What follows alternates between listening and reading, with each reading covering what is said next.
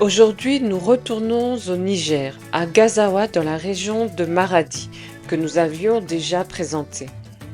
Nous allons également dans la région de Tillabéri, située à l'ouest du Niger. Si elle est aujourd'hui confrontée à l'insécurité, au déplacement de population et aux défis de la pauvreté rurale, Tillabéri demeure avant tout une région au riche patrimoine culturel et social. C'est un espace où cohabitent plusieurs communautés aux traditions diverses, unies par des valeurs de solidarité, d'hospitalité et de résilience. Les chants, les danses, contes et savoir-faire artisanaux y reflètent une identité culturelle forte, profondément liée aux fleuves et aux terres agricoles. Les femmes en particulier y jouent un rôle central. Elles sont gardiennes de la tradition, actrices de la transmission culturelle et piliers de l'économie familiale. Tillabéri est donc plus qu'une zone de crise. C'est une terre vivante, marquée par une histoire, une culture et un dynamisme humain qui ne demandent qu'à être soutenus et valorisés pour construire un avenir meilleur. Et Awa Diallo l'a bien compris. C'est une femme exceptionnelle. Veuve et mère de 5 enfants, Awa est coordinatrice nationale de l'ONG Action nigérienne pour le progrès et la défense des droits de la femme et de l'enfant. ANPDDFE. Professionnelle de santé de formation, titulaire d'un doctorat en santé de la mère et de l'enfant à l'université René Descartes de Paris, elle cumule plus de 40 ans d'expérience nationale et internationale dans la santé publique, le plaidoyer, la lutte contre les violences faites aux femmes et la promotion de l'égalité de genre. Sa voix porte aujourd'hui celle des femmes rurales au Niger. Il est temps pour nous, femmes, de nous réveiller et de mener des actions qui vont nous permettre d'arracher nos droits dans la légalité et le respect. Il est temps de faire avancer les choses pour toutes les femmes et toutes les filles en garantissant à chacune de nous une éducation de qualité. Nous disons non à l'inégalité de genre. L'heure est venue de faire avancer les droits des femmes. Femmes, mobilisons-nous pour défendre nos droits.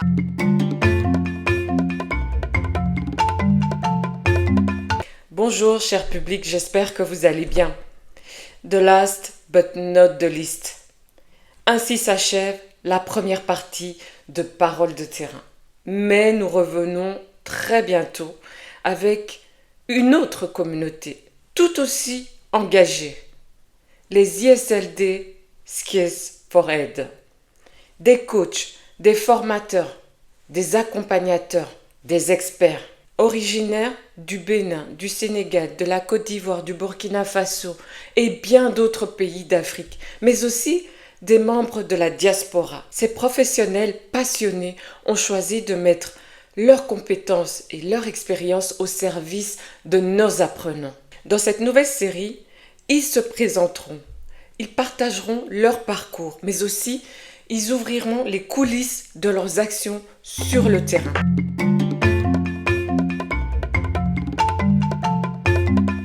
Bonjour Awa.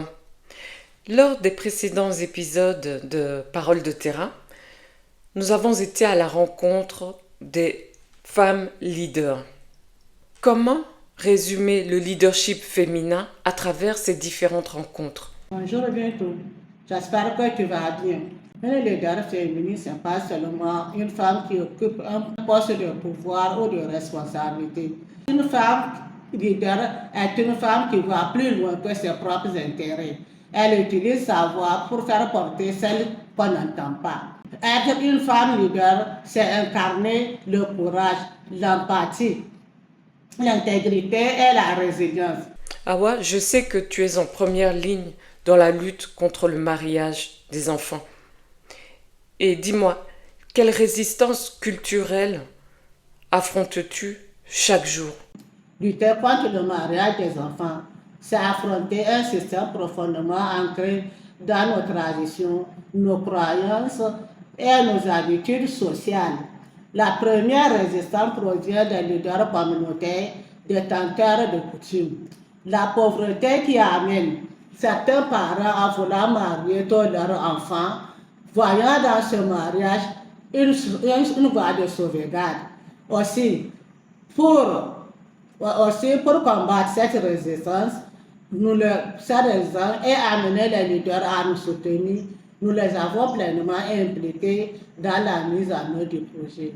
Ensemble, nous luttons, y compris les garçons. Nous avons, grâce à cette stratégie inclusive, respectueuse, nous avançons et le mariage des enfants recule dans toutes nos zones d'intervention. Sannan ana arman wuri amma da kungiyar ga ta zo wallahi yanzu an rage saboda iyayenmu ma yanzu sun gane yanzu a cikin lakwal in ka je mahi yawanci mata ne zaka gani mata sun yi maza yawa alhamdulillah yawa ga kungiya muna godiya ga wanga tallafi da ta kawo mana. À Gazawa, il y a une jeune fille, Fatima Ibrahim. Fatima est une rencontre bouleversante et je te laisse nous lire son témoignage. Nous vous livrons le témoignage de Fatima Ibrahim, 15 ans, élève en seconde à Gazawa. Avant, dans nos communautés, les filles étaient mariées très tôt. Nous subissons des violences. Les filles n'allaient pas à l'école. Nous travaillions dur à la maison. Écoutons plutôt Fatima. Je m'appelle Fatima Ibrahim, 14 ans, élève en classe de seconde à Gazawa. Avant de ma communauté, les filles étaient mariées très jeunes, on subissait des violences, on travaillait dur à la maison et beaucoup d'entre nous n'allaient pas à l'école. Grâce au projet de ANPDDFE, j'ai reçu des formations en leadership, plaidoyer, droits humains, violences basées sur le genre. J'ai commencé à sensibiliser mes camarades à dialoguer avec les parents, à parler en public. Aujourd'hui, je suis une coach pour mes pères. Je soutiens, je les encourage à rester à l'école, à défendre les droits. Ce n'est pas un atout. Je rêve de devenir sage-femme. Grâce au soutien de ANPDDFE, de Hajia Hawa, j'ai obtenu mon BEPC à l'écrit en l'année 2024-2025. J'ai fait la seconde, je continue mon cursus scolaire. Voilà un exemple d'impact de tes activités, Awa. Mais ce n'est pas le seul témoignage. Regardons. Assalamu alaikum wa rahmatullahi ta'ala wa barakatuh. Je me présente au nom de Aïdatou Zakari Sambou, orpheline de père, formée au centre de formation de l'ANPDDF de Guidarumchi. J'ai abandonné l'école suite à un renvoi pour l'insuffisance de travail. ANPDDF est arrivé avec ses projets d'autonomisation des femmes. Avant de rejoindre le centre, j'étais une jeune sans repère, livrée aux pressions sociales et risque d'un mariage précoce. Mon avenir semblait déjà tracé et limité, mais ce centre a été un tournant dans ma vie. Grâce aux formations reçues, j'ai appris un métier, développé ma confiance en moi et compris que je méritais mieux. Aujourd'hui, je suis couturière, autonome et respectée dans mon quartier. Je contribue aux dépenses de ma famille. J'aide mes petites sœurs à poursuivre leurs études et surtout je suis écoutée. Mon histoire inspire d'autres filles à croire en elles. Ce centre ne m'a pas seulement formée, il m'a libérée. Il m'a donné une voix, une dignité et la force de dire non à la fatalité. Grâce à l'ANPDDF, je suis de l'ombre à la lumière. Je rêve maintenant d'ouvrir mon propre atelier et de former d'autres filles comme moi. Car une fille conforme, c'est une communauté qu'on transforme. Bravo, Awa, et je sais qu'il y a beaucoup de défis. Dis-moi, après tout ce chemin parcouru, qu'est-ce qui te donne encore l'espoir chaque jour? Ce qui me donne l'espoir chaque jour, c'est le visage des femmes et des jeunes filles que nous accompagnons. Quand je vois une fille, autrefois promise pour le mariage, rentrer en classe, sourire, sourire et rêver. Je sais que notre combat vaut la peine. Je pense à ces femmes qui autrefois n'arrivaient pas à prendre la parole en public et qui aujourd'hui sont en train de former d'autres femmes à l'agriculture. Je pense à ces jeunes garçons qui s'engagent à soutenir à défendre les droits de leurs sœurs. Ce sont ces petites victoires quotidiennes, souvent silencieuses, qui nourrissent ma force. Le recul significatif du mariage des enfants, les violences basées sur le genre, l'inscription massive des filles à l'école, c'est ça mon espoir. Chaque jour est un nouveau défi. Il y a aussi une nouvelle chance. Et tant qu'il y a une seule fille à sauver, une seule voix à faire entendre, je continuerai à avancer.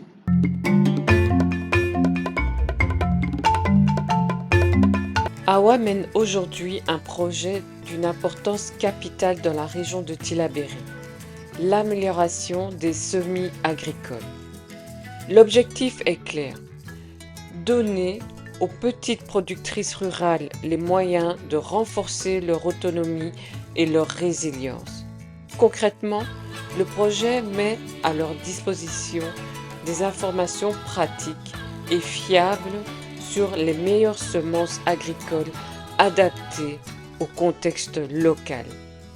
Au-delà de l'accroissement des rendements, il s'agit de sécuriser les moyens de subsistance des familles, de lutter contre l'insécurité alimentaire et de créer de nouvelles perspectives face aux défis climatiques. Ce projet met en avant le rôle crucial des femmes rurales, véritables gardiennes de la sécurité alimentaire au Niger. En les accompagnant, ils contribuent non seulement à améliorer les récoltes, mais aussi à bâtir des communautés plus fortes, solidaires et résilientes.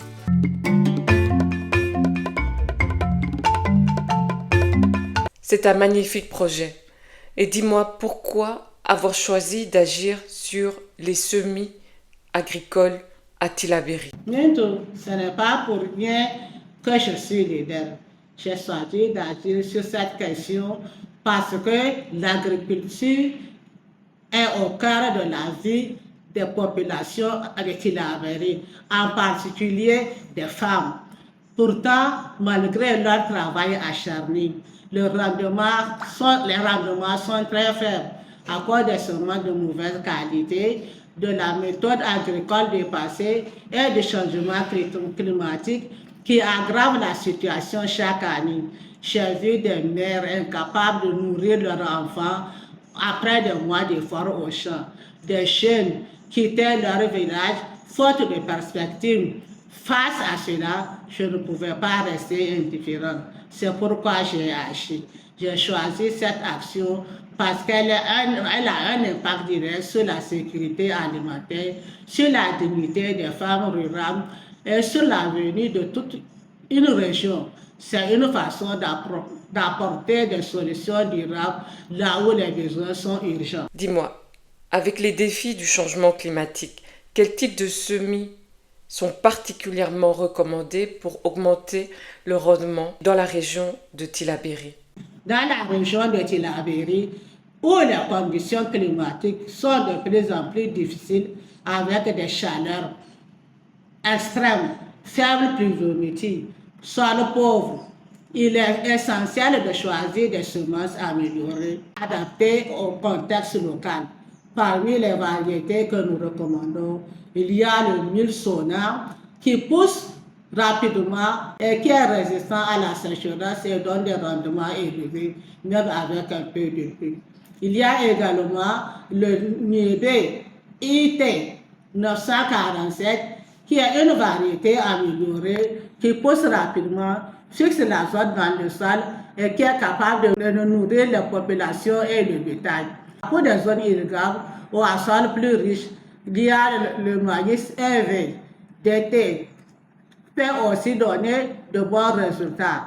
Enfin, il y a dans les zones maraîchères des variétés de champs, des variétés améliorées de gombo, tomates, choux, aubergines. Tu viens donc de dire au public ce dont vous avez besoin pour mener à bien vos activités, sans compter le besoin en formation et le besoin en machines agricoles. Eh bien, merci Awa. Cet épisode s'achève et je ne peux qu'inciter le public à voter massivement pour ton projet. À celles et ceux qui hésitent encore à voter pour notre projet, je voudrais dire ceci. Voter pour nous, c'est pas seulement nous soutenir, c'est choisir un avenir commun, basé sur l'entraide, la dignité et la justice. Nous croyons profondément à la philosophie Ubuntu. Je suis parce que nous sommes. Ce projet, ce n'est pas mon projet. C'est notre projet, à toutes et à tous.